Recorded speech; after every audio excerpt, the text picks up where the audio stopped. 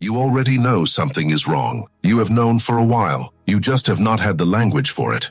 There is someone in your life, maybe more than one, who shows up consistently, who asks the right questions, who remembers things about you, who appears concerned when something is difficult and present when something is happening.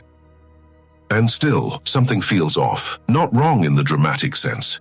Not wrong in the way you could explain to someone else and have them immediately understand. Just off. A specific quality to their attention that does not match what attention is supposed to feel like. A heaviness after certain conversations that you cannot account for.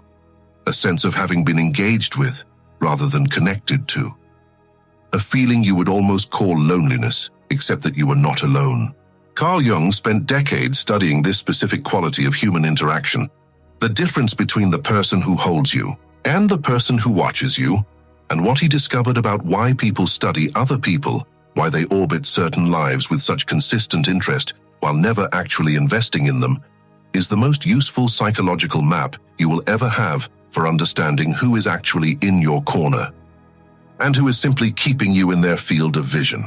Here is the first thing Jung understood about human attention. Not all of it originates in care. Some of it originates in the shadow, the part of the psyche that carries everything a person has refused to acknowledge about themselves, the qualities they suppressed, the life they did not build, the capacities they buried under the specific beliefs their environment handed them about what was available to someone like them. When a person has unexamined shadow material, and Jung was clear that everyone does, they do not always do the difficult and uncomfortable work of going in and retrieving it. Sometimes they do something easier. They find someone who is living it, and they watch. You become, without knowing it, the container for what they cannot bring themselves to develop in their own interior life. Your discipline is the discipline they abandoned. Your confidence is the confidence they perform without feeling. Your willingness to change is the willingness they keep finding reasons to postpone. Your boundaries are the limits they cannot find in themselves, and so they stay close, not because they love you, because you are a mirror and the specific quality of their attention. That slightly too focused, slightly too consistent, slightly too aware of your every shift attention that has been making you uneasy without a name, is not curiosity about who you are. It is fascination with what you represent, with what your presence forces them to feel about what they have and have not done with their own. The first sign is the one you have already noticed. They observe everything but invest in nothing. They know when your energy shifts before you announce it. They notice when you go quieter, when you pull back, when something in your demeanor changes. They track your patterns with a consistency that would be touching if it ever translated into action. But when you need something real, the specific presence of someone willing to be inconvenienced by your difficulty, they are not there. Not because they missed it, because they were never oriented toward your relief. They were oriented toward your information, and information does not require investment. It only requires proximity. Jung said, there is a precise difference between the person whose attention moves toward your healing and the person whose attention moves toward understanding where you are. One wants your weight to lift. The other wants to know what you are carrying, and you can feel this difference even when you cannot explain it. The conversation that leaves you feeling slightly emptied, the check-in that extracts more than it offers, the concern that never produces a single concrete act. These are not signs of someone who is trying to love you poorly. They are signs of someone who is not trying to love you at all. They are trying to understand you, and understanding in the absence of investment is not connection. It is research. The second sign is this. Their questions feel intimate. Their presence feels empty. They ask deeply personal things about your history, your fears, your changing, your plans, your relationships, your reasons for the specific ways you have recently shifted. And the questions themselves are not cruel. They are penetrating, precise, sometimes more precise than the questions of people who have known you far longer.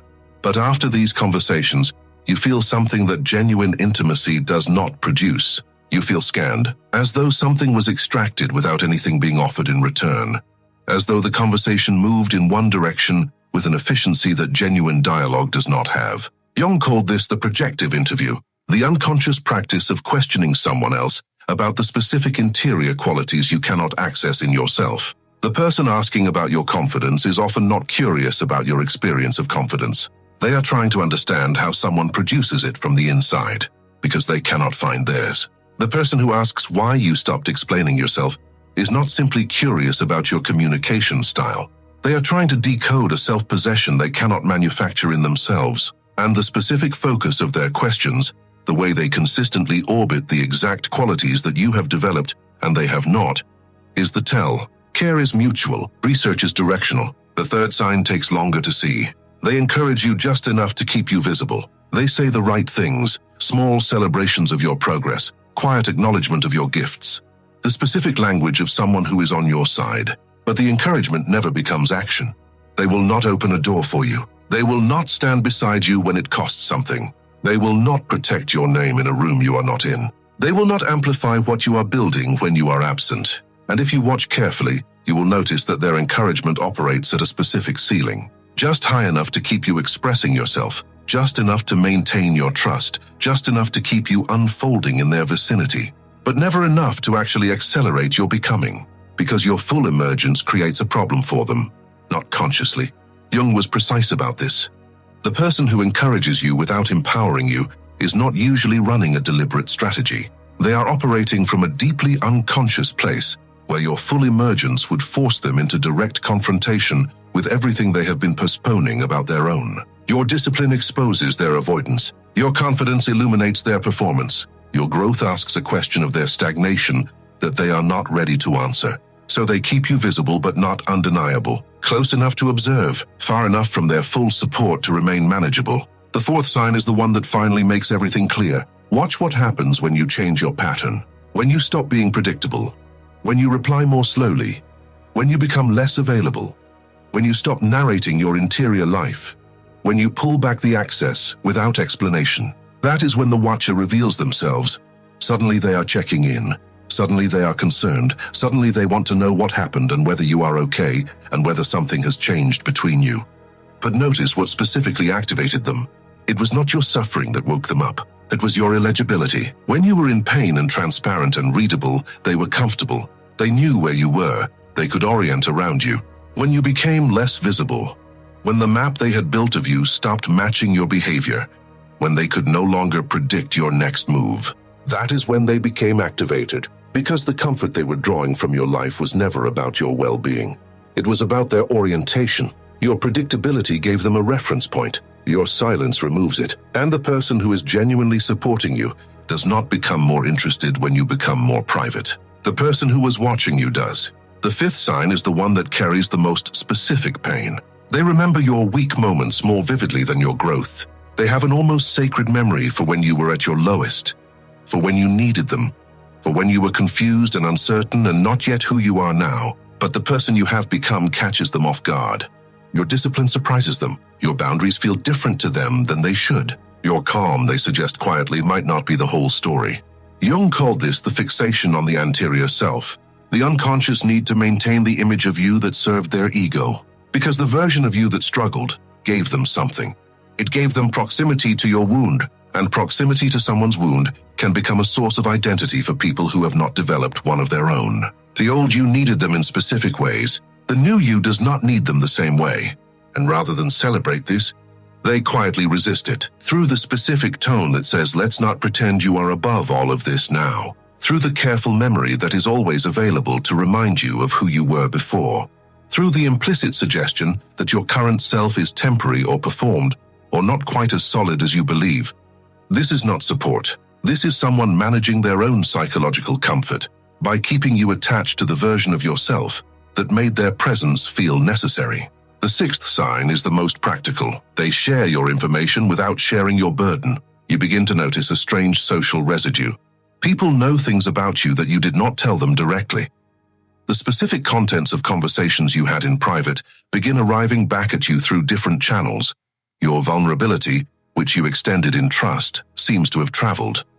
Not always as obvious gossip, sometimes as a concerned mention, a carefully worded reference, a detail dropped into a different conversation in a way that was almost helpful, except for what it implied about who shared it. Jung said the person who cannot carry your weight will sometimes carry your story instead, because your story is lighter than your burden, because your story provides the social currency your burden would require actual investment to hold. And the subtle betrayal of this, the specific way your openness gets circulated rather than protected, is one of the most accurate measurements of whether you are dealing with someone who holds you or someone who uses the holding as a way to feel central. Sacred information stays with sacred people. Information that travels has not been entrusted to someone who treats your interior life as sacred. It has been shared with someone who treats it as material. The final sign is the one that explains everything that came before it. They go quiet when you become genuinely strong. When you were uncertain, they were engaged. When you were unresolved, they were present.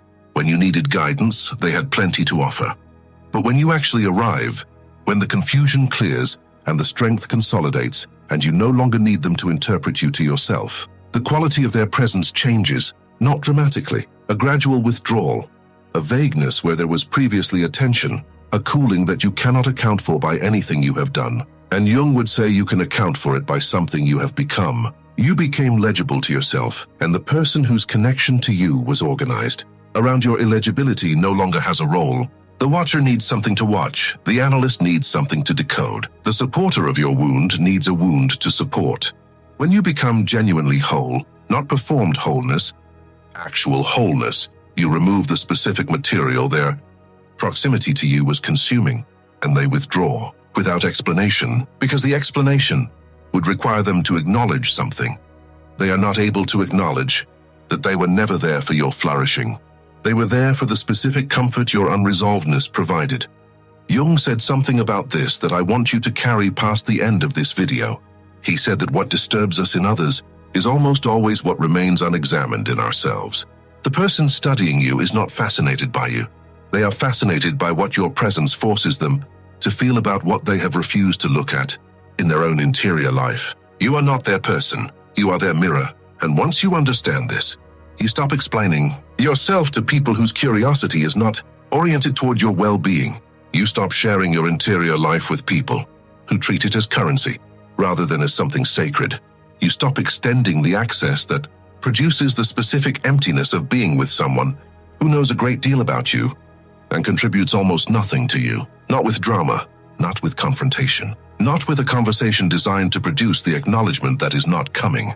With quiet and specific and entirely dignified withdrawal, a little less access, a little more observation of who responds to your privacy with care and who responds with activation, a little more trust in the part of you that has been feeling this for a long time and knew, before any framework arrived to explain it, exactly who was holding you and who was just watching.